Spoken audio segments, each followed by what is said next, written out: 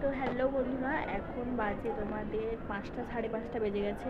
আমার গলাটা একটু বসে গেছে, বুঝতেই পারছো। তো চশমাটা খুলি, ঠিক মতো নিজেও দেখতে পাচ্ছি না। তো তোমাদের একটা জিনিস দেখাই, দেখো। তো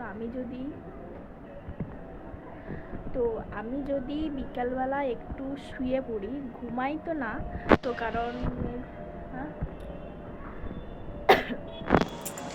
তো মেয়ে না ঘুমালে আমিও ঘুমাতে পারি না। তো দেখো, ও যেহেতু ঘুমায় না বিকালবেলা, তো আমিও ঘুমাই না। আর দেখো, তোমাদের একটা জিনিস দেখাই, আমি যদি একটু ঘুমিয়ে পড়ি, তো তাহলে আমার রুমের অবস্থাটা কি হয় দেখো একবার। তো তোমাদের একটু ব্যাক ক্যামেরা দিয়ে আমি দেখাই। স্টার্ট করছি, দেখো।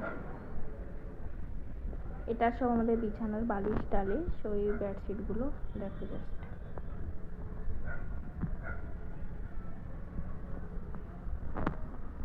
আধ ঘন্টা ঘুমাতে পারি না, আমাকে এই জিনিসগুলো গোছাতে আমাকে আধ ঘন্টা সময় দিয়ে আবার পুরো ঘরটাকে গোছাতে হবে।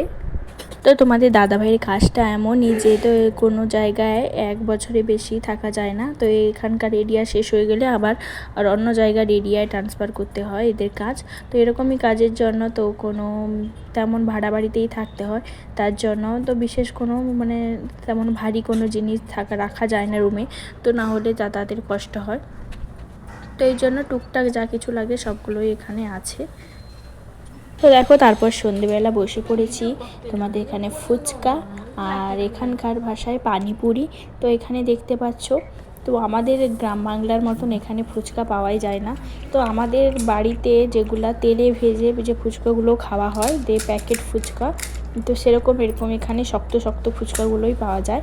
আর তার সাথে দেখো এরকম আলু ঘুগনি, মানে আলু মটর দিয়ে ঘুগনির মতন মশলা থাকে, তার সাথে একটু মিষ্টি চাটনি আর একটু তীখা মানে ঝাল চাটনি থাকে। তো এরকম দুটো মিশিয়ে তারপরে খেতে হয়। তো আমাদের গ্রামের মতন এখানে টক ঝাল ফুচকো পাওয়া যায় না তেঁতুল জলে।